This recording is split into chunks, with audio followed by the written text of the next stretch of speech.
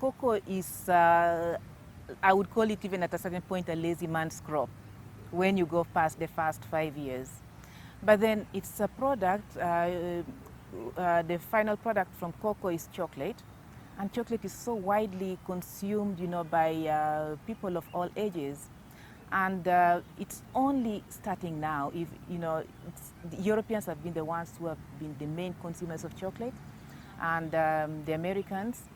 But now we are seeing a huge expansion in the consumption of chocolate in Asia, in African countries themselves, because we have now the youth and the middle class, and that middle class have traveled a lot, and therefore they want to have the same, the same comforts and enjoy nice things.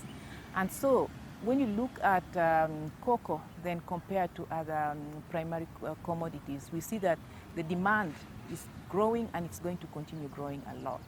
First of all, it's consumed in the West, grown in Africa, most of it. But when I see the market for cocoa, it's an enormous market. And I think that here we have to start really focusing a lot more attention on the production of cocoa.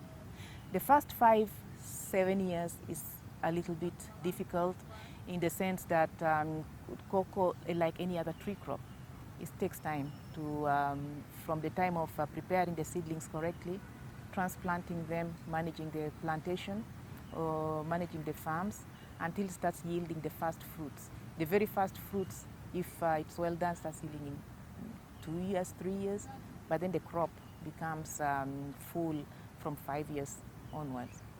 So there's market, and I really would like everybody to embrace a lot more the production of cocoa, because after those few years, then it continues to bear fruit for at least another 40 years, more or less, if the tree is maintained properly.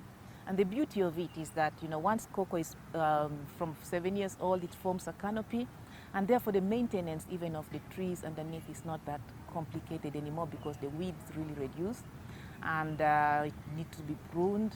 And of course, if there are any pests and diseases, those have to be managed like in any other agriculture product. So what I'm doing now, I'm actually encouraging a lot the institutions like the Food and Agriculture Organization that recently accepted to come and partner with us so that we can reach out to a lot more farmers.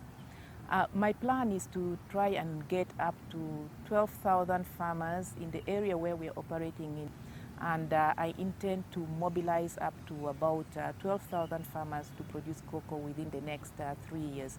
But that means, in order for me to succeed, I would need a lot of institutional support. We should not be afraid of the time that it takes to grow the cocoa crop. It's a long-term product, but it really will turn the face of everything for a lot of farmers. Yeah. My business works across the value chain, and I started this cocoa project with the aim of putting up a chocolate processing industry here at home directly. If you recently, I know even that for example, the president of Ghana, and Ghana is one of the biggest producers of cocoa in the world, and even now the president of Ghana says, no, that's enough, taking our raw materials to Europe, to Switzerland, or to Belgium for processing, because we are not getting value for it. And now we want to process our chocolate at home. So I want to do exactly that here. When I started from zero, my aim was, in the long term, to be able to process our chocolate here. But of course, it is phase by phase.